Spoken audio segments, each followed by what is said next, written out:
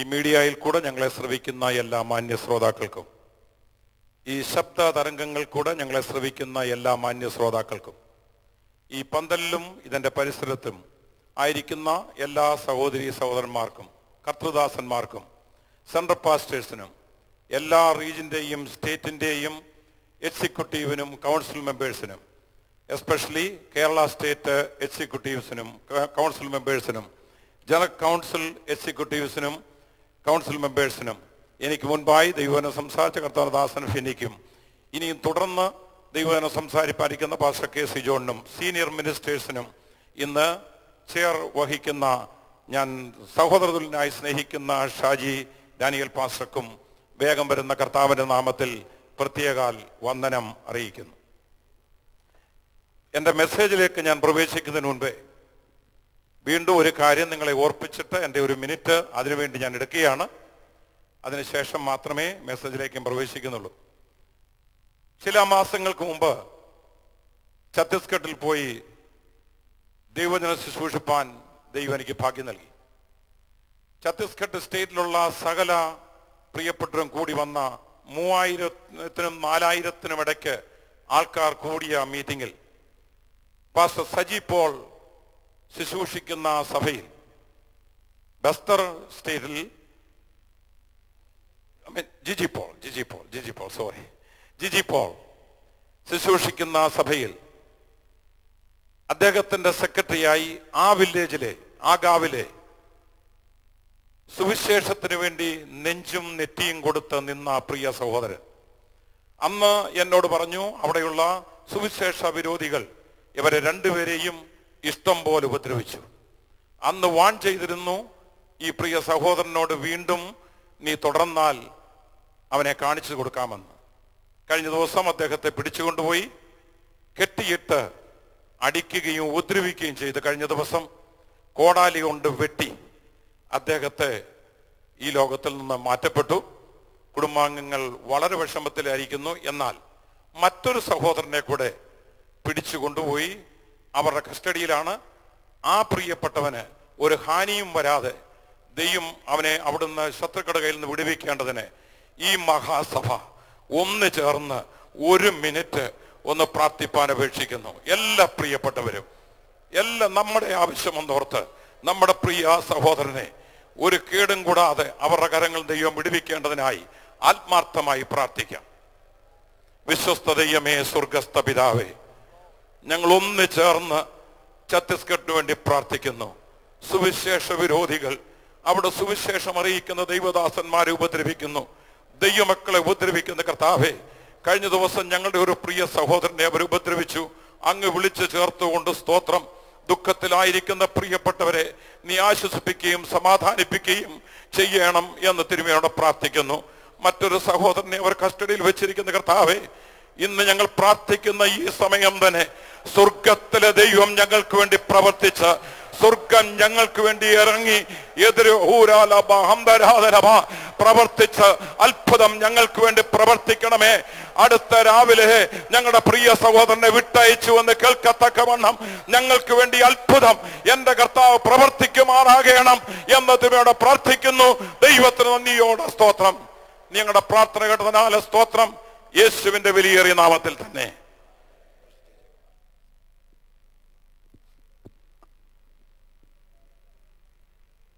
കഴിഞ്ഞ 90 വർഷങ്ങൾ ഇന്ത്യ പെന്തക്കോസ്ത് ദൈവസഭയെ പരിപാലിച്ച് സൂക്ഷിച്ച് നടത്തി ഇത്രത്തോളം കൊണ്ടുവന്ന് ഇത്ര വിപുലമായ രീതിയിൽ 91ാമത്തെ കൺവെൻഷനിൽ നമുക്ക് പങ്കുചേരുവാൻ ആപത്തുകളിൽ നിന്ന്, അനർത്ഥങ്ങളിൽ നിന്ന്, രോഗങ്ങളിൽ നിന്ന്, ദുഃഖങ്ങളിൽ നിന്ന്, അപകടങ്ങളിൽ നിന്നൊക്കെ വിടുവിച്ച് സന്തോഷത്തോടെ ഹെബ്രോൻ പുരത്ത് കൊണ്ടുവന്ന് ഒന്നിച്ച് ദൈവത്തെ ആരാധിപ്പാൻ ദൈവം നമുക്കൊരുക്കിയ സാവകാശത്തെ ഓർത്ത് കരമുയർത്തി ഒരിക്കൽ കൂടെ ദൈവത്തിന് സ്തോത്രം പറയും.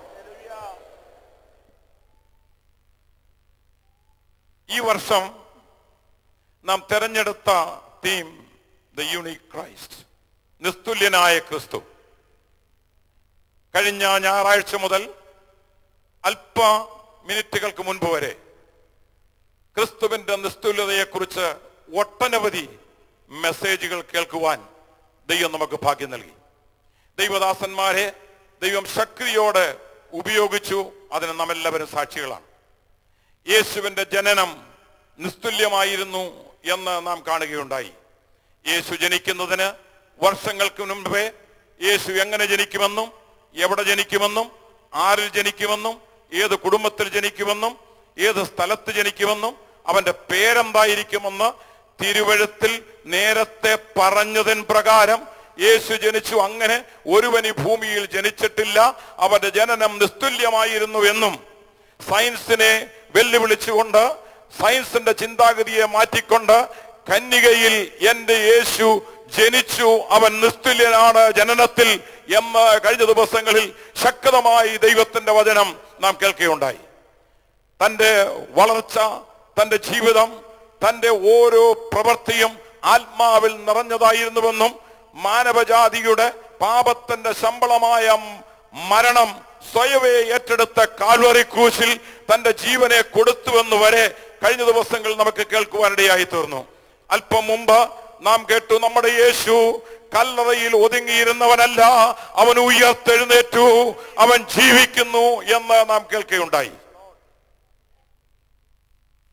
അതും തിരുവെഴുത്തുകളിൻ പ്രകാരം സംഭവിച്ചു എന്ന് നമുക്ക് കാണുവാൻ കഴിയും. അതിനാധാരമായി എന്നെ ഏൽപ്പിച്ചിരിക്കുന്ന ഭാഗത്തിന് ആധാരമായി the uniqueness of resurrection of Christ, ക്രിസ്തുവിന്റെ ഉയർപ്പ് എന്നുള്ളതിന് ആധാരമായി 2 വേദഭാഗങ്ങൾ വായിച്ച് എന്റെ ദൂതിലേക്ക് പ്രവേശിപ്പാൻ ഞാൻ ആഗ്രഹിക്കുന്നു. മുമ്പേ എന്റെ സഹോദരൻ വായിച്ച ഭാഗത്തിന്റെ തുടർന്നുള്ള 1-2 വാക്യങ്ങളുടെ വായിക്കുന്നു. അപ്പോസ്തല പ്രവൃത്തി 2-ാം അധ്യായം 24-ാം വാക്യം ആദ്യമേയും 31 മുതൽ 33 വരെയുള്ള വേദഭാഗവും, വെളിപ്പാട് പുസ്തകം 1-ാം അധ്യായം 12 മുതൽ 18 വരെ ഉള്ള വേദഭാഗവും വായിക്കാം. ദൈവമോ മരണഭാഷങ്ങളെ അഴിച്ചിട്ട് അവനെ ഉയർത്തെഴുന്നേൽപ്പിച്ചു. മരണം അവനെ പിടിച്ചു വയ്ക്കുന്നത് അസാധ്യമായിരുന്നു. അവനെ പാതാളത്തിൽ വിട്ടുകളഞ്ഞില്ല. അവന്റെ ജഡം ദ്രവത്വം കണ്ടതുമില്ല എന്ന് ക്രിസ്തുവിന്റെ പുനരുത്ഥാനം മുമ്പുകൂട്ടി കണ്ടു പ്രസ്താവിച്ചു. ഈ യേശുവിനെ ദൈവം ഉയർത്തെഴുന്നേൽപ്പിച്ചു. അതിന് ഞങ്ങൾ എല്ലാവരും സാക്ഷികളാകുന്നു. യേശുവിനെ ദൈവം ഉയർത്തെഴുന്നേൽപ്പിച്ചു, അതിന് ഞങ്ങൾ എല്ലാവരും സാക്ഷികളാകുന്നു. അവൻ ദൈവത്തിന്റെ വലഭാഗത്തേക്ക് ആരോഹണം ചെയ്ത് പരിശുദ്ധാത്മാവ് എന്ന വാഗ്ദത്തം പിതാവിനോട് വാങ്ങി നിങ്ങൾ ഈ കാണുകയും കേൾക്കുകയും ചെയ്യുന്നത് പകർന്നു തന്നു. വെളിപ്പാട് പുസ്തകം 1-ാം അധ്യായം. എന്നോട് സംസാരിച്ച നാദം എന്തെന്ന് കാണുവാൻ ഞാൻ തിരിഞ്ഞപ്പോൾ 7 പൊൻനിലവിളക്കുകളെയും നിലവിളക്കുകളുടെ നടുവിൽ നിലയങ്കി ധരിച്ചു മാറത്ത് പൊൻകച്ച കെട്ടിയവനായി മനുഷ്യപുത്രനോട് സദൃശനായവനെയും കണ്ടു. അവന്റെ തലയും തലമുടിയും വെളുത്ത പഞ്ഞി പോലെ ഹിമത്തോളം വെള്ളയും, കണ്ണ് അഗ്നിജ്വാലയ്ക്കൊത്തതും, കാൽ ഉലയിൽ ചുട്ടുപഴിപ്പിച്ച വെള്ളോട്ടിന് സദൃശവും, അവന്റെ ശബ്ദം പെരുവെള്ളത്തിന്റെ ഇരച്ചിൽ പോലെയും ആയിരുന്നു. അവന്റെ വലം കൈയിൽ 7 നക്ഷത്രം ഉണ്ട്. അവന്റെ വായിൽ നിന്ന് മൂർച്ചയേറിയ ഇരുവായ്ത്തലയുള്ള വാൾ പുറപ്പെടുന്നു. അവന്റെ മുഖം സൂര്യൻ ശക്തിയോടെ പ്രകാശിക്കുന്നത് പോലെ ആയിരുന്നു. അവനെ കണ്ടിട്ട് ഞാൻ മരിച്ചവനെ പോലെ അവന്റെ കാൽക്കൽ വീണു. അവൻ വലം കൈ എന്റെ മേൽ വെച്ചു. ഭയപ്പെടേണ്ട, ഞാൻ ആദ്യനും അന്ത്യനും ജീവനുള്ളവനും ആകുന്നു. ഞാൻ മരിച്ചവനായിരുന്നു. എന്നാൽ ഇതാ എന്നേക്കും ജീവിച്ച് ഇരിക്കുന്നു. മരണത്തിന്റെയും പാതാളത്തിന്റെയും താക്കോൽ എന്റെ കൈവശമുണ്ട്.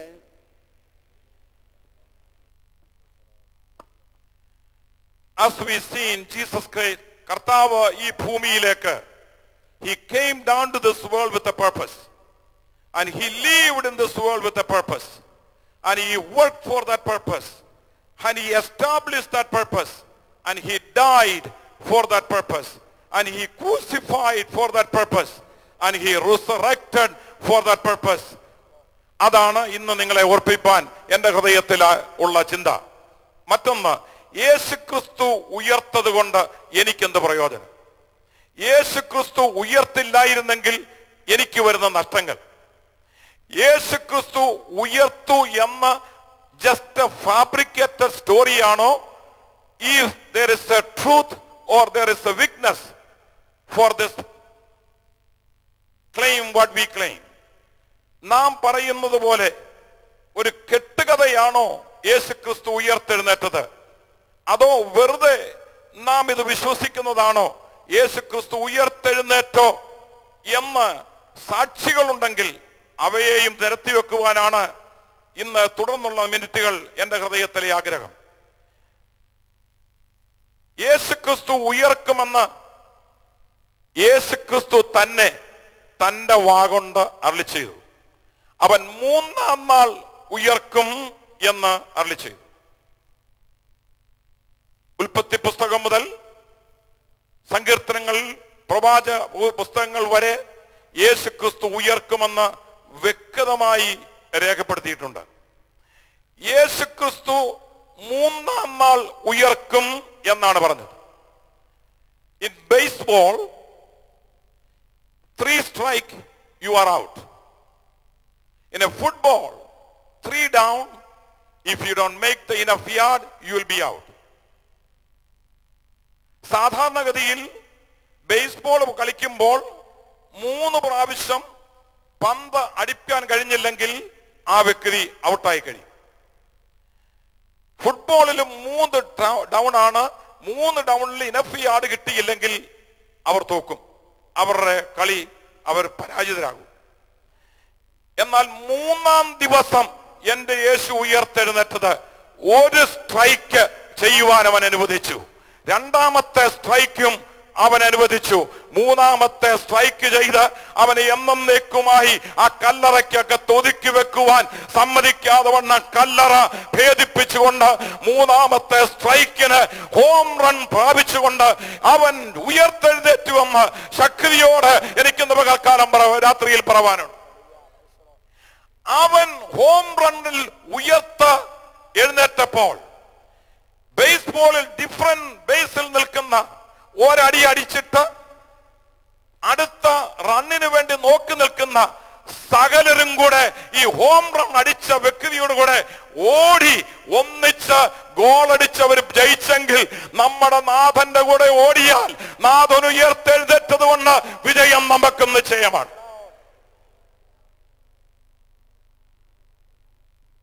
യേശു ഉയർക്കുമെന്ന് അല്പം മുമ്പ് നാം കേട്ടതുപോലെ മത്തായിയുടെ സുവിശേഷവും 28-ാം അധ്യായവും 27-ാം അധ്യായത്തിന്റെ 63 മുതലുള്ള വാക്യങ്ങളും ലൂക്കോസിന്റെ സുവിശേഷം 24-ാം വാക്യവും കൂടെ നാം ചിന്തിച്ചു നോക്കിയാൽ മഹാപുരോഹിതന്മാരും സന്നിധിയും സംഘവും എല്ലാവരും കൂടെ പീലാത്തോസിന്റെ അടുത്ത് വന്നിട്ട് ഇങ്ങനെ ഓർപ്പിച്ചു, ആ ചതിയൻ ജീവനോടിരിക്കുമ്പോൾ അവൻ പറഞ്ഞിട്ടുണ്ട് അവൻ 3-ാം നാൾ ഉയർത്തെഴുന്നേൽക്കുമെന്ന്. അവന്റെ ശിഷ്യന്മാർ വന്ന അവന്റെ ശരീരം മോഷ്ടിച്ചുകൊണ്ട് പോയിട്ട് അവൻ ഉയർത്തെഴുന്നേറ്റുവെന്ന് വിളംബരം ചെയ്യും. ആ ചതി മുമ്പലത്തേതിലും വലുതായിരിക്കും. ആകയാൽ റോമ ഗവൺമെന്റ് അതിന് മുദ്ര വെക്കണം, അതിന് കാവൽക്കാരെ നിർത്തണം, അതിന് സൂക്ഷ്മതയോടെ നിങ്ങൾ കാത്ത് പരിപാലിക്കണം എന്നാവശ്യപ്പെട്ടു. അല്പം മുമ്പ് എന്റെ സ്നേഹിതൻ പറഞ്ഞതുപോലെ സന്നിധിയും സംഘം അവനെ ഒതുക്കുവാൻ നോക്കുമ്പോൾ, അന്നത്തെ ഗവൺമെന്റ് അവനെ ഒതുക്കുവാൻ നോക്കുമ്പോൾ, കല്ലറയ്ക്കകത്ത് സൂക്ഷിക്കുവാൻ നോക്കുമ്പോൾ, ബാക്കി സകലരും എല്ലാവിധത്തിലും സുരക്ഷിതത്വം നോക്കിയാലും ഉയർപ്പിന്റെ ശക്തി അവന്റെ അകത്തേക്ക് പ്രവേശിക്കുമ്പോൾ സകലത്തിനെയും പൊളിച്ച് പുറത്തേക്ക് വരുന്ന ശക്തിയാണ് എന്റെ യേശുവിന്റെ പുനരുത്ഥാനത്തിന്റെ ശക്തിയെന്ന് അല്പം മുമ്പ് ദൈവദാസൻ നമ്മെ ഓർപ്പിച്ചു. പല ഭാഗങ്ങൾ അദ്ദേഹം ഓർപ്പിച്ചതുകൊണ്ട് ആ ഭാഗങ്ങളിൽ നിന്നൊക്കെ ഞാൻ അങ്ങ് ഓടിപ്പോവുകയാണ്. അങ്ങനെ എന്റെ യേശു അവിടെ ഒതുക്കി വെക്കുവാൻ നോക്കിയപ്പോൾ ഇവരുടെ പണിയൊന്നും നടന്നില്ല, ഇവരുടെ പ്ലാനൊന്നും നടന്നില്ല, ഇവരുടെ പദ്ധതിയൊന്നും നടന്നില്ല. എന്റെ ദൈവത്തിന്റെ പൈതലെ, ശത്രു നിന്നെ ഒതുക്കുവാൻ നോക്കുമ്പോൾ, ശത്രു നിന്നെ ഒതുക്കി വെക്കുവാൻ നോക്കുമ്പോൾ, നിന്നെ അവിടെ തന്നെ അടച്ചു മൂടാമെന്ന് ശത്രു പ്ലാൻ ചെയ്യുമ്പോൾ, ശത്രുവിന്റെ സകല പ്ലാനിനെയും തെറിപ്പിക്കുവാൻ കഴിയുന്ന, ശത്രുവിന്റെ സകല പോരാട്ടത്തെയും തകർക്കുവാൻ കഴിയുന്ന, ശത്രുവിന്റെ സകല ചിന്താഗതിയെയും മാറ്റുവാൻ കഴിയുന്ന ഉയർപ്പിന്റെ ശക്തി നമ്മുടെ ജീവിതങ്ങളിൽ ഉണ്ട് എങ്കിൽ നമുക്കും ശത്രുവിനെ ജയിക്കുവാൻ കഴിയും. എന്റെ യേശു ജയാളിയായി പുറത്തു വന്നുവെങ്കിൽ നാമും ജയിക്കും. അങ്ങനെ ജയിക്കുമെന്ന് വിശ്വാസമുള്ള ദൈവത്തിന്റെ മക്കൾ അടുത്തിരിക്കുന്നവരോട് പറ, ഞാൻ തോൽവിക്കാരിയല്ല, ഞാൻ തോൽവിക്കാരനല്ല, ഞാനും ജയിക്കും, അല്ലെങ്കിൽ ഞാൻ ജയിച്ചു പറഞ്ഞാട്ടെ. വിശ്വാസമുള്ളവർ, ജയിച്ചവരുണ്ടെങ്കിൽ പറഞ്ഞാട്ടെ.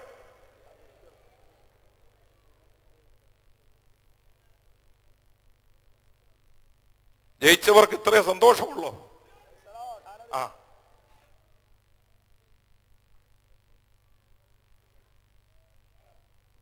റോമ ഗവൺമെന്റിന്റെ ഇമ്പീരിയൽ മുദ്ര അവിടെ പതിപ്പിച്ചിരിക്കുമ്പോൾ, കാവൽക്കാർ അവിടെ കാത്തുകിടക്കുമ്പോൾ, യവനിനിയും പുറത്തു വരത്തില്ല, യവന്റെ കഥ ഇതോടെ അവസാനിച്ചു എന്ന് ഒന്നാം ദിവസം ക്രൂശിച്ചു കഴിഞ്ഞ് ചെന്ന് പാർട്ടി ആചരിച്ചിട്ട് രണ്ടാമത്തെ ദിവസം നീ ഉല്ലസിച്ച് ആനന്ദിച്ചിരിക്കുമ്പോൾ ഒരു മൂന്നാം ദിവസം വരുന്നുണ്ട്. ഒരു മൂന്നാം ദിവസം വരുന്നുണ്ട്. ശത്രു നിന്നെ ജയിക്കാതെ വണ്ണം, ശത്രു ജയം ഘോഷാതെ വണ്ണം, ശത്രു ജയിച്ചു എന്ന് പറയാതിരിക്കേണ്ടതിന് സാത്താന്റെ തലയെ തകർത്തുകൊണ്ട്, ശത്രുവിന്മേൽ ജയമെടുത്തുകൊണ്ട്, ഹേ മരണമേ നിന്റെ ജയം എവിടെ, ഹേ മരണമേ നിന്റെ വിഷമുള്ളവിടെ എന്ന് വിളിച്ചുകൊണ്ട് ജയത്തോടുകൂടെ ഉല്ലാസത്തോടുകൂടെ പുനരുദ്ധാനത്തിന്റെ ശക്തിയോടുകൂടെ ഉയർത്തെഴുന്നേറ്റവനാണ് നമ്മുടെ യേശു.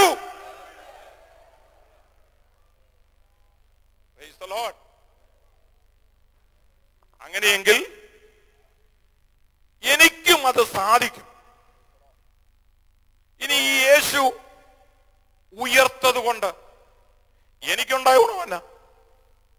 എന്റെ യേശു പാപത്തിന്റെ ശമ്പളം കൊടുത്ത് കാൽവറി ക്രൂശിൽ മരിച്ചിരുന്നുവെങ്കിൽ ആ കല്ലറയിൽ അടക്കം ചെയ്ത് ഉയർക്കാതെ അതിനകത്ത് തന്നെ മറ്റു മത നേതാക്കളെ പോലെ അവിടെ തന്നെ കിടന്നിരുന്നുവെങ്കിൽ എനിക്കൊരു പ്രയോജനവുമില്ല. എനിക്കൊരു പ്രയോജനവുമില്ല. പാപത്തിന്റെ ശമ്പളം കൊടുത്തുവെന്ന് മാത്രമേ ഉള്ളൂ. എനിക്ക് പ്രയോജനമുണ്ടാകുകയില്ല. എനിക്ക് പ്രയോജനം വന്നത് അവൻ ഉയർത്തത് കൊണ്ടാണ്. എനിക്ക് പ്രയോജനമുണ്ടായത് എന്റെ യേശു ഉയർത്തത് കൊണ്ടാണ്. എന്റെ യേശുവിന്റെ ഉയർപ്പിൽ ദൈവത്തിന്റെ നീതി വെളിപ്പെടുത്തുന്ന ഒന്നായിരുന്നു യേശുവിന്റെ ഉയർപ്പ്. അവൻ തെറ്റുകാരനല്ല എന്ന് തെളിയിക്കുന്നത്, അവൻ കുറ്റക്കാരനല്ല എന്ന് തെളിയിക്കുന്നത്, അവൻ ചതിയനല്ല എന്ന് തെളിയിക്കുന്നത്, അവൻ വെറും കലഹക്കാരനല്ല എന്ന് തെളിയിക്കേണ്ടതിന് പിതാവായ ദൈവം അവനെ ഉയർപ്പിച്ചുവെങ്കിൽ, ദൈവത്തെ വിശ്വസിക്കുന്ന ദൈവത്തിന്റെ പൈതലേ, നിന്നെ അപമാനമാക്കുവാൻ, നിന്നെ ലജ്ജിപ്പിക്കുവാൻ, നീ താഴടിയായി പോകുവാൻ, നീ ക്ഷീണിച്ചു പോകുവാൻ ദൈവം അനുവദിക്കത്തില്ല.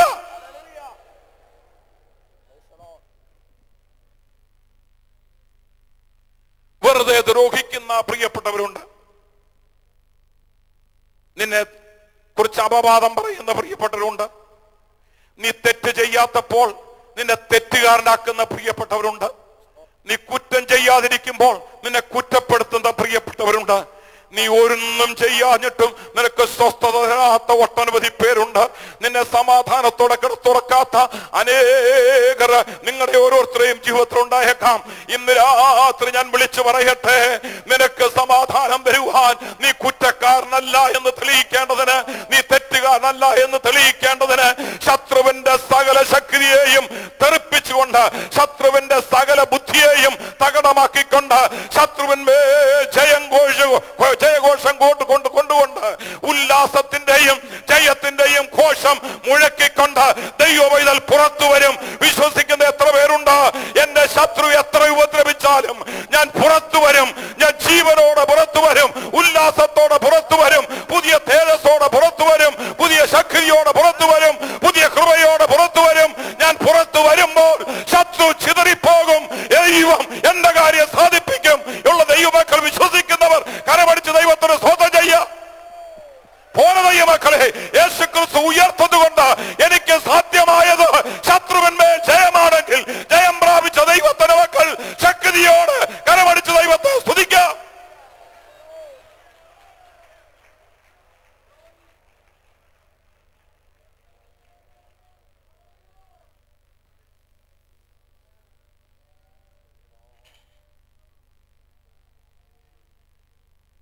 അപ്പോസ്തലപ്രവൃത്തി 17-ാം അധ്യായത്തിന്റെ 3-ാം വാക്യത്തിൽ അപ്പോസ്തലനായ പൗലോസ് തെസ്സലോനിക്കയിലുള്ള യഹൂദന്മാരോട് പറയുന്നത് ശ്രദ്ധിക്കൂ. ക്രിസ്തു കഷ്ടമനുഭവിക്കുകയും മരിച്ചവരിൽ നിന്ന് ഉയർത്തെഴുന്നേൽക്കുകയും ചെയ്യേണ്ടതാകുന്നു.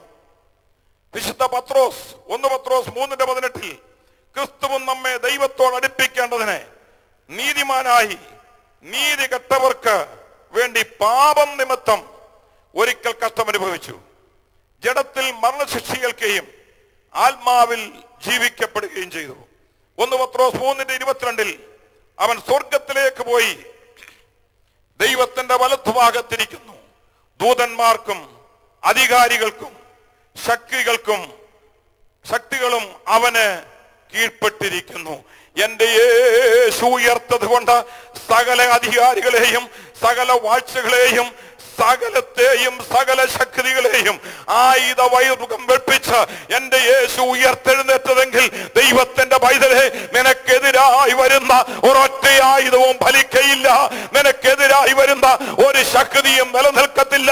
നിന്നെ കൊണ്ട് ദൈവത്തിന് ഉദ്ദേശമുള്ളിടത്തോളം കാലം, എന്റെ ദൈവത്തിന് നിന്നെ കുറിച്ച് പദ്ധതി ഉള്ളിടത്തോളം കാലം, എന്റെ ദൈവത്തിന് നിന്നെ കൊണ്ട് ആവശ്യമുള്ളിടത്തോളം കാലം ശത്രുവിന് നിന്നെ ഒതുക്കി വെക്കുവാൻ കഴിയുകയില്ല. നീ ജയാളിയാണ്.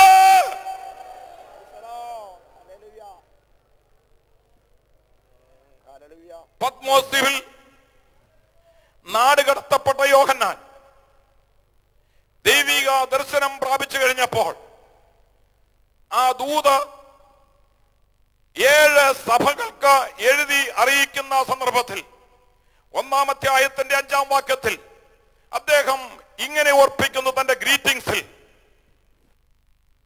വിശ്വസ്ത സാക്ഷിയും മരിച്ചവരിൽ ആദ്യജാതനും ഭൂരാജക്കന്മാർക്ക് അധിപതിയുമായ യേശുക്രിസ്തു നിന്നെ നശിപ്പിക്കുവാൻ നോക്കുന്ന ഇടത്ത് രാജാവായി അവൻ ഉയർത്തെഴുന്നേൽക്കും, അധിപതിയായി അവൻ ഉയർത്തെഴുന്നേൽക്കും.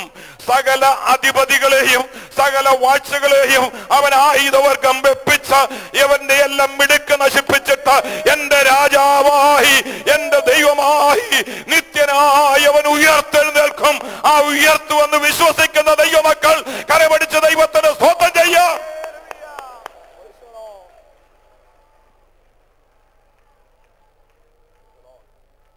യേശു ക്രിസ്തു ഉയർത്തതുകൊണ്ട് എന്റെ വിശ്വാസം വ്യർത്ഥമല്ല. എന്റെ വിശ്വാസത്തിന് മാറ്റുകൂട്ടുന്ന ഒന്നായിരുന്നു എന്റെ യേശുവിന്റെ ഉയർപ്പ്. എന്റെ യേശു ഉയർത്തത് കൊണ്ട് എന്റെ കാത്തിരിപ്പിന് ഒരർത്ഥമുണ്ട്. എന്റെ യേശു ഉയർത്തെഴുന്നേറ്റത് കൊണ്ട് നാശകരമായ കുഴിയിലും കുഴഞ്ഞ ചേറ്റിലും അന്ധകാരത്തിലും അന്ധതമസിലും വ്യർത്ഥവും പിതൃപാരമ്പര്യമായ നടപ്പിലും കുഴഞ്ഞ ചേറ്റിൽ കിടന്ന എനിക്ക് ഈ ലോകത്തിൽ വെച്ച് തന്നെ നശിച്ചു പോകാവുന്ന ജീവന് അടിമയായി ജീവിച്ച എനിക്ക് നിത്യജീവൻ ലഭിച്ചു. യേശുവിന്റെ ഉയർപ്പിനാൽ നിത്യജീവൻ പ്രാപിച്ച ദൈവത്തിന്റെ പൈതലെ, നീ അടങ്ങിയിരിക്കരുത്. നിന്നിൽ നിത്യജീവൻ പ്രാപിച്ചെങ്കിൽ ഇന്ന് രാത്രി സന്തോഷത്തോട് കരമടിച്ച് ദൈവത്തെ സ്തുതിക്കാം. ഓരോ ദൈവദാസന്മാരെ,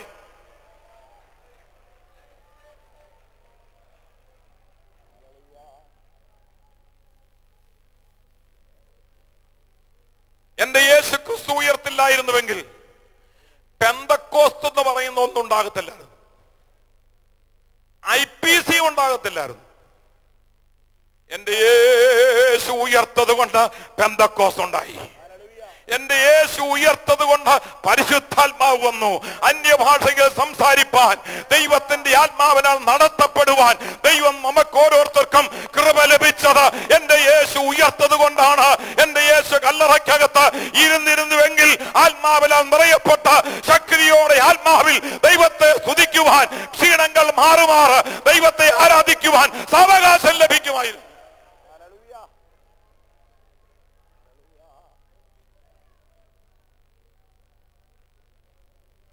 എന്റെ യേശു ഉയർത്തത് കൊണ്ട് എന്റെ പ്രത്യാശ വർദ്ധിച്ചു. എന്റെ യേശു ഉയർത്തത് കൊണ്ട് വി ഗോട്ട് ദ റിഡംഷൻ, നമുക്ക് വീണ്ടെടുപ്പ് പ്രാപിച്ചു. എന്റെ യേശു ഉയർത്തത് കൊണ്ട് വി ഗോട്ട് ദ ജസ്റ്റിഫിക്കേഷൻ, നീതീകരണം പ്രാപിച്ചു. ഈ ലോകത്തിൽ നീതി കിട്ടാതെ നടന്നപ്പോൾ, ഈ ലോകത്തിൽ ഒരുത്തരും നീതി തരാതിരുന്നപ്പോൾ, എന്റെ യേശു ഉയർത്തെഴുന്നേറ്റത് കൊണ്ട് എനിക്ക് നീതി ലഭിച്ചു എന്ന് വിശ്വസിക്കുന്ന എത്ര പേരുണ്ട് ഇവിടെ? We got the reconciliation with God because of his resurrection. യേശുവിന്റെ ഉയർപ്പ് കൊണ്ട് ദൈവത്തോടുള്ള നിരപ്പ് നമുക്ക് ലഭിച്ചു. ദൈവത്തിന് സ്തോത്രം. ഹല്ലേലൂയ. ഇസ്രായേൽ പോലോട് ബന്ധമില്ലാത്തവരായി, വാഗ്ദത്ത നിയമങ്ങൾ കന്യരായി, ദേശത്ത് പരദേശികളായി, യാതൊരു വിധത്തിലും ദൈവത്തിന്റെ സന്നിധിയിൽ ചെല്ലുവാൻ ഒരർഹതയില്ലാതിരിക്കുന്ന നമുക്ക്, അകറ്റി നിർത്തിയിരുന്ന നമ്മെ ദൈവത്തോട് അടുപ്പിക്കേണ്ടതിന് പാപം ചെയ്ത ദേഹി മരിക്കണം എന്ന് പറഞ്ഞ് നമ്മെ അകറ്റി നിർത്തുമ്പോൾ, നമ്മുടെ പാപത്തിന്റെ ശമ്പളം കൊടുത്ത് മരിച്ച് അടക്കപ്പെട്ട് ഉയർത്തെഴുന്നേറ്റ് എനിക്ക് ജീവൻ തന്ന, നിത്യജീവൻ തന്ന ദൈവത്തെ ആരാധിപ്പാൻ കടന്നു വന്നിരിക്കുന്ന ദൈവത്തിന്റെ ജനമേ, രാജ്യത്തിന് ലോകത്തിന്റെ വിവിധ ഭാഗങ്ങളിൽ നിന്ന് ഇന്ന് രാത്രി ഇവിടെ ആയിരിക്കുമ്പോൾ അവന് നന്ദിയോട് ഒരു സ്തോത്രം പറഞ്ഞുകൂടെ?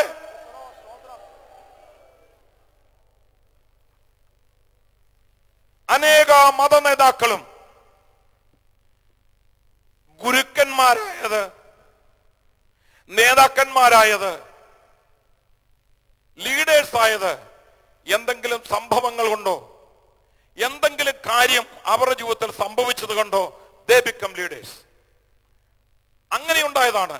എന്റെ യേശു അങ്ങനെയല്ല, വന്നതേ പർപ്പസോടാ, വന്നതേ പർപ്പസോടാ. അങ്ങനെയെങ്കിൽ പ്രിയ ദൈവദാസ, നിന്റെ ജീവിതത്തോടെ എന്റെ ദൈവത്തിന് പർപ്പസ് ഉണ്ട്. നീ വെറുതെ ലോകത്തിൽ ജനിച്ചതല്ല. നീ ഇന്ന കുടുംബത്തിൽ ജനിക്കുമെന്നും നീ ഇന്നടത്ത് പാർക്കണമെന്നും ദൈവത്തിന് നേരത്തെ പ്ലാനുണ്ട്. ദൈവത്തിന്റെ പ്ലാനും പദ്ധതിയും അനുസരിച്ചാണ്, ദൈവത്തിന്റെ ഉദ്ദേശപ്രകാരമാണ് നമ്മളെ എല്ലാവരെയും ഓരോ ഇടങ്ങളിലാക്കിയിരിക്കുന്നത്.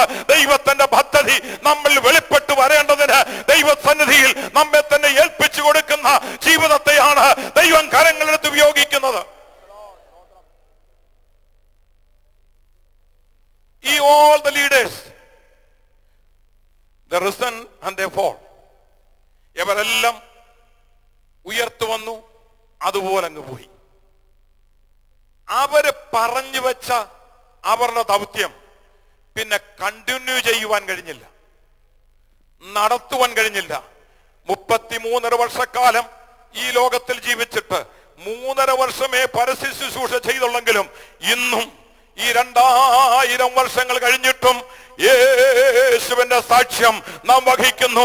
അവന്റെ ദൗത്യം ഇന്നും നടന്നുകൊണ്ടേയിരിക്കുന്നു. അതോർത്ത് ഞാൻ ദൈവത്തിന് സ്തോത്രം ചെയ്യുന്നു.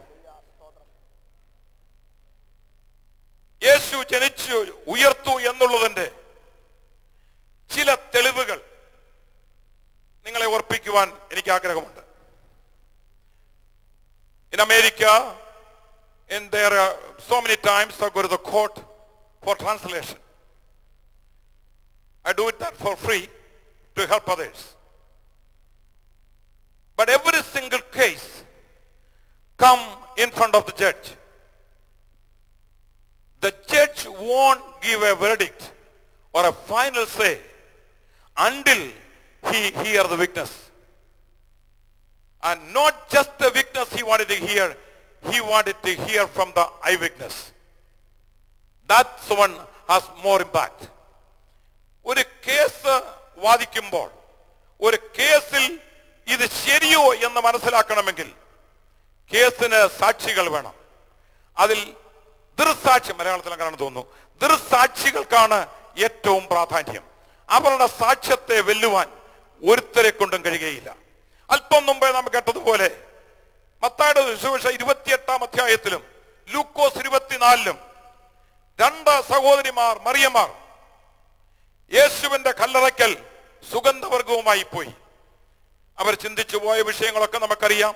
എങ്ങനെ കല്ലുരുട്ടി മാറ്റും, എങ്ങനെ എന്നെ ആര് സഹായിക്കും എന്നൊക്കെ ഓർത്ത് ഇവരങ്ങോട്ട് കടന്നു പോകുമ്പോൾ അവിടെ ചെന്നപ്പോൾ കല്ലുരുട്ടി വെച്ച് മാറ്റിയിരിക്കുന്നു. അവര് കല്ലറയ്ക്കകത്തേക്ക് നോക്കിയപ്പോൾ യേശുവിനെ കണ്ടില്ല. വിഷമിച്ച് വ്യാകുലപ്പെട്ട് അവിടെ അങ്ങോട്ടും ഇങ്ങോട്ടും തോട്ടത്തിൽ നടക്കുമ്പോൾ അവരുടെ പിറകിൽ ഒരു സൗണ്ട്, ഒരു ദൂതൻ പ്രത്യക്ഷനായി. ദൂതൻ അവരോട് പറഞ്ഞു, അവനിവിടെ ഇല്ല, അവനിവിടെ ഇല്ല. അവൻ ഉയർത്തെഴുന്നേറ്റിരിക്കുന്നു. നിങ്ങൾ ജീവനുള്ളവനെ മരിച്ചവരുടെ ഇടയിൽ അന്വേഷിക്കുന്നത് എന്തിനെ? നിങ്ങൾ ജീവനുള്ളവനെ, ഒരിക്കൽ കൂടെ ഞാൻ പറയട്ടെ, ജീവൻ പ്രാപിച്ച ദൈവമക്കളെ, നിങ്ങൾ ജീവനുള്ളവനെ മരിച്ചവരുടെ ഇടയിൽ അന്വേഷിക്കുന്നത് എന്തിനെ? ഇത് കേട്ടിട്ട് നമ്മളെ പോലെ ശരിക്കൊരു സ്തോത്രം വന്നില്ല, ശരിക്കൊരു സന്തോഷം വന്നില്ല. അവർ വീണ്ടും ആ തോട്ടത്തിൽ അങ്ങോട്ടും ഇങ്ങോട്ടും നടക്കുകയാണ്. അങ്ങനെ നടക്കുമ്പോൾ അവരുടെ പിറകിൽ ഒരു സൗണ്ട് കേൾക്കാം. പണ്ട് പരിചയമുള്ള ഒരു സൗണ്ട്, പണ്ട് കേട്ടിട്ടുള്ള ഒരു സൗണ്ട്. ആ സൗണ്ട് കേട്ട് അവർ തിരിഞ്ഞു നോക്കി. അവർ സൗണ്ട് കേട്ടപ്പോൾ അവർക്ക് മനസ്സിലായി ഇത് യേശു തന്നെയെന്ന്. അവര് നോക്കിയത് വികൃതമായ ഒരു മനുഷ്യനെ, മുറിവേൽക്കപ്പെട്ട ഒരു മനുഷ്യനെ, രക്തം ധാരധാരയായി ഒലിപ്പിച്ചുകൊണ്ട് നിൽക്കുന്ന ആ വസ്ത്രധാരിയായ ആ മനുഷ്യനെയാണ് അവർ നോക്കിയത്. പക്ഷെ അവർ തിരിഞ്ഞു നോക്കിയപ്പോൾ കണ്ടത് വികൃതനായ യേശുവിനെയല്ല, പുറമുഴവയാല് പോലെ വലിച്ചു കീറിയ യേശുവിനെയല്ല, മുഷിഞ്ഞ വസ്ത്രമല്ല, രക്തം പുരണ്ട ആ വസ്ത്രമല്ല. നേരെ മറിച്ച് അവർക്ക് അവരെ കൊണ്ട് നോക്കുമ്പോൾ അവന്റെ മുഖം മിന്നലിനൊത്തതായിരുന്നു. അവന്റെ വസ്ത്രം ഹിമം പോലെ വെളുത്തതായിരുന്നു. ദൈവത്തിന്റെ പൈതലേ, നീ കഷ്ടതയിൽ കൂടെ കടന്നു പോകുമ്പോൾ, നീ കഷ്ടതയിൽ കൂടെ പ്രയാസത്തിൽ നിന്ന് പുറത്തു വരുമ്പോൾ, നീ കഷ്ടതയിൽ കൂടെ കടന്നുപോയ അവസ്ഥയിലല്ല മറ്റുള്ളവർ നിന്നെ കാണുന്നത്. നിന്റെ മുഖത്തെ തേജസ് കാണുമ്പോൾ, ദൈവകൃപ നീ പ്രാപിച്ചു കഴിയുമ്പോൾ, ദൈവശക്തി നിന്നിലേക്ക് വ്യാപരിച്ചു കഴിയുമ്പോൾ, നിന്റെ രോഗം മാറുമ്പോൾ, നിന്റെ ക്ഷീണം മാറുമ്പോൾ, നിന്റെ അവസ്ഥയ്ക്ക് വ്യത്യാസം വരുമ്പോൾ, നിന്റെ മുഖം ദൈവ തേജസ്സിനാൽ നിറയപ്പെടും.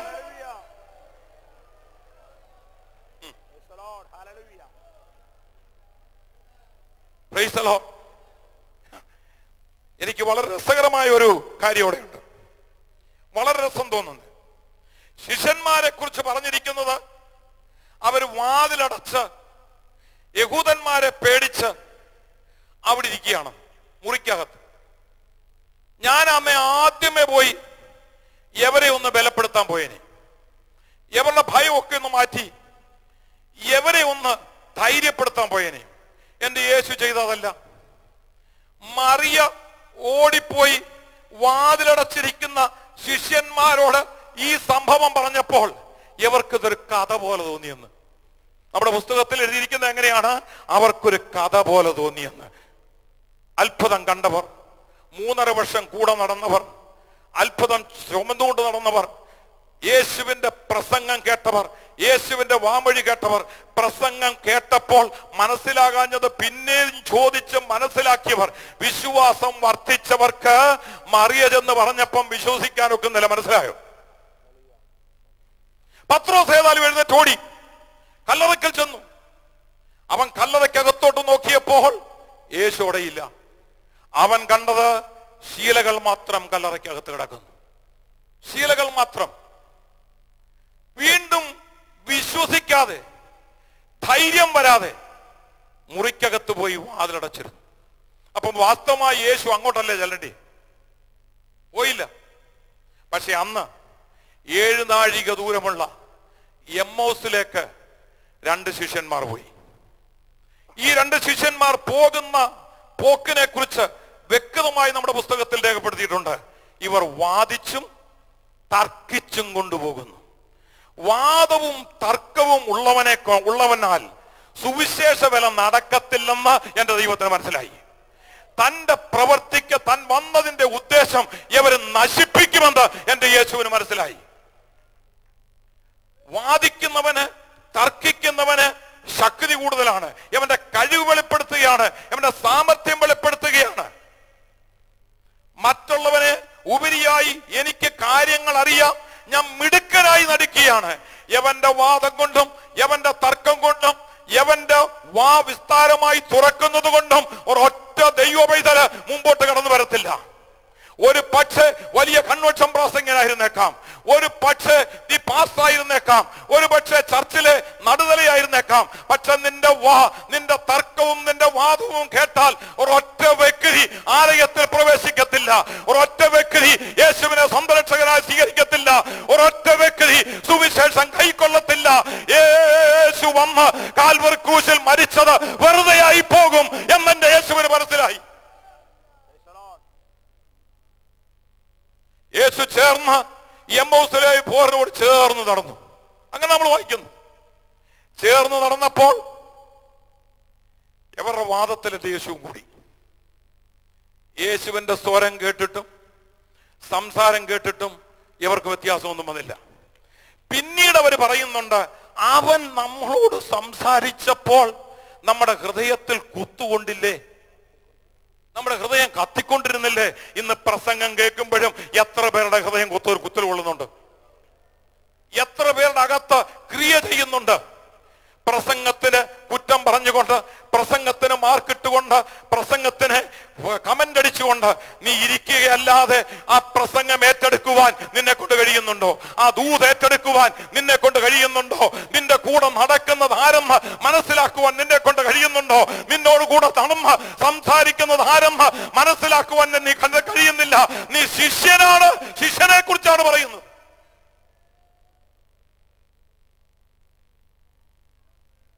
കുറെ മുമ്പോട്ട് ചെന്ന് കഴിഞ്ഞപ്പോൾ യേശു വീണ്ടും അങ്ങ് പോകാൻ തീരുമാനിച്ചു. കഴിഞ്ഞ ഒരു ദിവസം നമ്മൾ കേട്ടതുപോലെ ഇപ്പൊ യേശു നിന്ന് മുട്ടുന്നത് പാപികളുടെ വാതിലല്ല, അവൻ അങ്ങോട്ട് മുമ്പോട്ട് നടക്കാൻ പോയി. ശിഷ്യന്റെ കടമയാണ് യവനെ വിളിച്ച് വീട്ടിലോട്ട് കയറ്റേണ്ടത്. ഇന്ന് അനേകരും സ്റ്റേജിലേ ഉള്ളൂ കർത്താവ്, അനേകർക്കും സ്റ്റേജിലേ ഉള്ളൂ. പണ്ട് പാസ്റ്റർ കെ ജോയി പറഞ്ഞ പോലെ സ്റ്റേജ് മേ ധൂതേ കർമ്മേ ഭൂതേ. സ്റ്റേജിൽ നല്ല തകർപ്പൻ പ്രസംഗമാണ്, ശക്തിയായ പ്രസംഗമാണ്. പക്ഷെ വീട്ടിൽ യേശുവിൽ, ജീവിതത്തിൽ യേശുവില്ല. എന്താണെന്ന് അവിടെ പറഞ്ഞിട്ടുണ്ട്. യേശുവിനെ അകത്ത് കൊണ്ടുവന്ന് യേശുവുമായി പന്തിയിലിരുന്നപ്പോഴാണ് യവന്റെ കണ്ണു തുറന്നത്. മനസ്സിലായോ?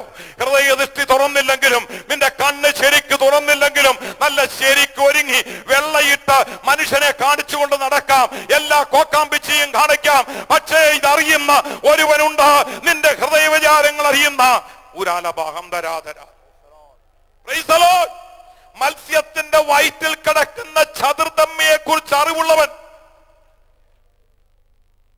യേശുവിന്റെ മുമ്പിൽ വന്നു നിന്ന് വാദിക്കുമ്പോൾ അവിടെ കഴിഞ്ഞ കാലത്തുണ്ടായിരുന്ന ഭർത്താക്കന്മാർ എത്ര ഉണ്ടെന്ന് മനസ്സിലാക്കിയവൻ. ഇരുട്ടുപോലും അവന് മറവായിരിക്കുന്നില്ല. ഇന്ന് രാത്രി യഥാർത്ഥമായി ആത്മീയ കണ്ണ് തുറന്നേ മതിയാകുകയുള്ളൂ. ആത്മീയ കാഴ്ചപ്പാടുണ്ടാകണം, ആത്മീയ വീക്ഷണമുണ്ടാകണം. കണ്ണു തുറന്നു കഴിഞ്ഞപ്പോൾ 7 നാഴിക ദൂരം യാത്ര ചെയ്ത യാത്രാക്ഷീണം അവർക്ക് വകവെച്ചില്ല, രാത്രി വകവെച്ചില്ല. അവരെഴുന്നേറ്റോടി, സുവിശേഷവുമായി ഓടി, ഗുഡ് ന്യൂസുമായി ഓടി. പേടിച്ചിരിക്കുന്ന സഹോദരന്മാരെ ധൈര്യപ്പെടുത്തേണ്ടതിന്, ബലഹീനരെ താങ്ങേണ്ടതിന്, ബലമില്ലാത്തതിനെ ശക്തിപ്പെടുത്തേണ്ടതിന് എന്റെ ഈ ശിഷ്യന്മാർ കണ്ണ് തുറക്കപ്പെട്ട് കഴിഞ്ഞപ്പോൾ മടങ്ങി യെരൂശലേമിലേക്ക് വരികയാണ്. വീട്ടിൽ പോയി വായിച്ചോളൂ ഈ ഭാഗമൊക്കെ. മടങ്ങി യെരൂശലേമിൽ വന്ന് ശിഷ്യന്മാരോട് ദൂതറിയിച്ചിട്ടും ഇവർക്ക് ഏറ്റെടുക്കാനൊക്കുന്നില്ല. ഇവരുടെ പേടി മാറിയിട്ടില്ല, വിശ്വസിക്കാനൊക്കുന്നില്ല. അപ്പോഴാണ് അവരുടെ നടുവിൽ എന്റെ യേശു പ്രത്യക്ഷനായിട്ട്, മൂന്നാമത്തെ പ്രത്യക്ഷതയാണ് യേശു പ്രത്യക്ഷനായിട്ട് നിങ്ങൾക്ക് സമാധാനമെന്ന് പറയുന്നത്. ദൈവമക്കളെ, പേടിച്ചും ഭയന്നും മിണ്ടാതെയും പ്രതികരിക്കാതെയും ഇരിക്കുന്നവനെ കൊണ്ട് സുവിശേഷ വേലയ്ക്ക് തടസ്സമല്ല. അവൻ സുവിശേഷ വേലയ്ക്ക് തടസ്സമല്ല. അവൻ പേടിച്ചിരിക്കുന്നെന്ന് മാത്രമേ ഉള്ളൂ. വാദവും തർക്കവും, ആവശ്യമില്ലാത്ത നമ്മുടെ നാവ് തുറക്കുന്നതും നമ്മുടെ തൂലിക ചലിക്കുന്നതുമാണ് എന്റെ യേശുവിലേക്ക് ആത്മാക്കൾ വരുവാൻ തടസ്സമായിരിക്കുന്നത്. ഇന്ന് രാത്രി കണ്ണു തുറക്കപ്പെട്ടെങ്കിൽ എത്ര നന്നായിരുന്നു.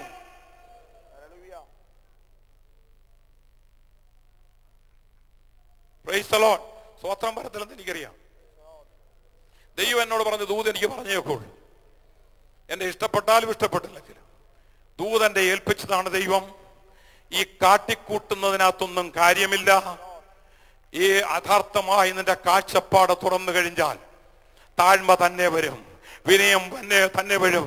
ക്രിസ്തുവിനായ ക്രിസ്തുവിന്റെ ഭാവം നമ്മളിൽ ഉണ്ടാകും. ക്ഷമിപ്പാനുള്ള മനസ്സ്, പൊറുക്കാനുള്ള മനസ്സ്, വിട്ടുകളയുവാനുള്ള മനസ്സ്, ഏറ്റെടുക്കുവാനുള്ള മനസ്സ്, താഴ്മയുടെ മനസ്സ്, വിനയത്തിന്റെ മനസ്സ്, അകവെഴിഞ്ഞ് സ്നേഹിപ്പാനുള്ള സ്നേഹം, ജീവനെ കൊടുത്ത് സ്നേഹിപ്പാനുള്ള സ്നേഹം നമ്മളിലേക്ക് ആവർഷിക്കണമെങ്കിൽ, പ്രവേശിക്കണമെങ്കിൽ ഹൃദയദൃഷ്ടി പ്രകാശിക്കണം.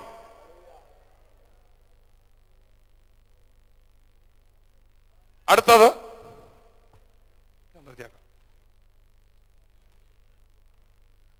പിന്നീട് കേഫാവിന് ഒട്ടനവധി 500 പേർക്കൊക്കെ പ്രത്യക്ഷനായി. അവസാനം എന്റെ യേശു തോമാച്ചന്റെ അടുത്ത് ചെന്ന് ഇതെല്ലാമായിട്ടും വിശ്വസിക്കാത്തൊരു പുള്ളി തോമസ്, ഇതൊക്കെ ആയിട്ടും ഈ പുള്ളിക്ക് ഇതൊന്ന് കാണണം, ഒന്ന് വിരലൊന്നിട്ട് നോക്കണം. അവനെയും കളയുവാൻ ദൈവം ആഗ്രഹിച്ചില്ല. മനസ്സിലായോ? അവനങ്ങ് പോട്ടെന്ന് ദൈവം വെച്ചില്ല. അവന്റെ അടുത്ത് ചെന്ന് അവനെ ബലപ്പെടുത്തി, അവനെ ധൈര്യപ്പെടുത്തി, അവൻ ആവശ്യപ്പെട്ടത് കാണിച്ചു കൊടുത്തത് കൊണ്ടാണ് അവൻ ഈ ഇന്ത്യയിൽ വന്നത്, സുവിശേഷം ഇവിടെ അറിയിച്ചത്, ഇവിടെ കർത്താവിന് വേണ്ടി മരിപ്പാൻ ഇടയായത്. അങ്ങനെയെങ്കിൽ ആരെയും നമ്മൾ തടയരുത്, ആരെയും തള്ളിക്കളയരുത്, ആരെയും കുറ്റം പറഞ്ഞ് ഉപേക്ഷിക്കരുത്. അവനെ ധൈര്യപ്പെടുത്തി മുൻപോട്ട് കൊണ്ടുപോകുവാനാണ് ദൈവം നമ്മെ കുറിച്ച് ആഗ്രഹിക്കുന്നത്. എന്റെ സമയം തീർന്നു, അതുകൊണ്ട് ഞാനങ്ങ് നിർത്തട്ടെ. എന്റെ യേശുവിന്റെ നാമം പോലെ യൂണിക്കായ ഒരു നാമമില്ല. എന്റെ യേശുവിന്റെ നാമത്തിൽ അത്ഭുതം നടക്കും. എന്റെ യേശുവിന്റെ നാമത്തിൽ വിടുതൽ നടക്കും. എന്റെ യേശുവിന്റെ നാമത്തിൽ രോഗികൾ സൗഖ്യമാക്കും. ഇത് പറഞ്ഞുകൊണ്ട് നടന്നാൽ മാത്രമല്ല, നീ യഥാർത്ഥമായി ജീവിക്കുന്ന ദൈവത്തിന്റെ പൈതലെങ്കിൽ ദൈവം യേശു ചെയ്തതിലും അധികം നീ ചെയ്യുവാൻ ദൈവം നിന്നെ ബലപ്പെടുത്തും. നീ അടുത്തേക്ക് ചെല്ലുമ്പോൾ രോഗികൾ സൗഖ്യമാകും. നീ പാദം ചവിട്ടുന്നിടം ദൈവം നിനക്ക് അവകാശമായി തരും. യഥാർത്ഥമായി കണ്ണ് തുറക്കപ്പെട്ട് കഴിഞ്ഞാൽ, ഉയർപ്പിന്റെ ശക്തി അകത്ത് പ്രവേശിച്ചു കഴിഞ്ഞാൽ ദൂതറിയിപ്പാൻ ഒരു സന്തോഷം നമുക്കുണ്ടാകും. അതിന് ദൈവമായ കർത്താവ് നമ്മളെ സഹായിക്കട്ടെ. എന്റെ യേശു ജീവിക്കുന്നു. ഒരു കാര്യം കൂടെ ഉറപ്പിച്ച് അങ്ങ് നിർത്താം. ഞാൻ അമേരിക്കയിലും ആഫ്രിക്കയിലും ഇംഗ്ലണ്ടിലും ജർമ്മനിയിലും മെക്സിക്കോയിലും ഒട്ടനവധി കല്ലറകൾ സന്ദർശിച്ചിട്ടുണ്ട്. യെരുശലേമിൽ ഒന്നിലധികം പ്രാവശ്യം പോയി പ്രവാചകന്മാരുടെ, മഹാപുരോഹിതന്മാരുടെ ഒക്കെ കല്ലറ കണ്ടിട്ടുണ്ട്. സകല കല്ലറകളും അടഞ്ഞു കിടക്കുമ്പോൾ ഇന്ന് പരസ്യ സാക്ഷ്യമായി ഇന്നും യെരുശലേമിൽ ഒരു കല്ലറ തുറന്നു കിടപ്പുണ്ട്. അതിനകത്ത് എഴുതി വെച്ചിട്ടുണ്ട്, അവൻ ഇവിടെയില്ല. അത് മറ്റാരുമല്ല, നമ്മുടെ യേശു ഉയർത്തെഴുന്നേറ്റു. He is alive, he is alive, he is alive forevermore. May God bless you all. Have you met someone who has more than 25 constructive years? Meet Olive Builders. The Olive Callista is situated in Kakinad, which is fast becoming the center of business activity in Kochi, but at the same time enjoys the freedom from the pollution and rush of city life. The project is at a stone's throw distance from the highly anticipated Smart City project. Meet Olive Builders. ദൈവത്തിൻ്റെ സ്വന്തം നാട്ടിൽ ആധുനിക സൗകര്യങ്ങളോടുകൂടിയ പാർപ്പിട സമുച്ചയം നിങ്ങൾക്കായി ഒരുക്കുന്നു olive builders. The Olive Callista is a community with 5 towers housing 740 apartments and 11 bungalows spread across 9.5 acres.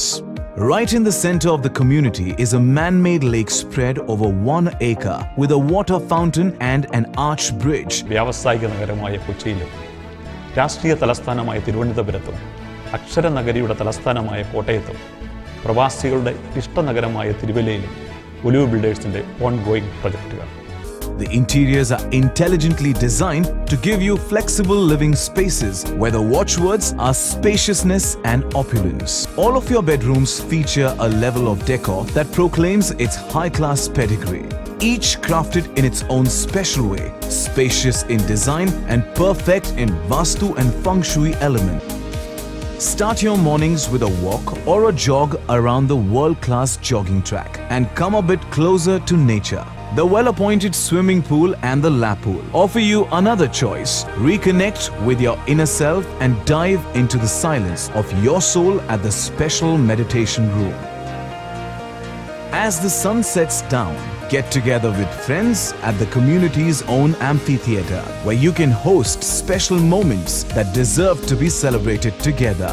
The Olive Calista also houses its own barbecue counter and an elegant gazebo that finds its own beautiful place in the community. The Olive Calista also houses its own clubhouse with a state-of-the-art badminton court, a skating ring and a games room. There are dedicated electric buggy cars that you can use to go on a small ride around the community or just drive around feeling the freshness of the wind on your face. If you wish to experience an outstanding combination of high-tech living, spectacular building design, intelligent architecture, environmentally sensitive planning, exceptional security systems, and community amenities benchmarked to the highest standards, this is your chance. For details, contact Varghese Tiruvalla, telephone number 347-420-0487, email varghese tvla@gmail.com. Meet Olive Builders.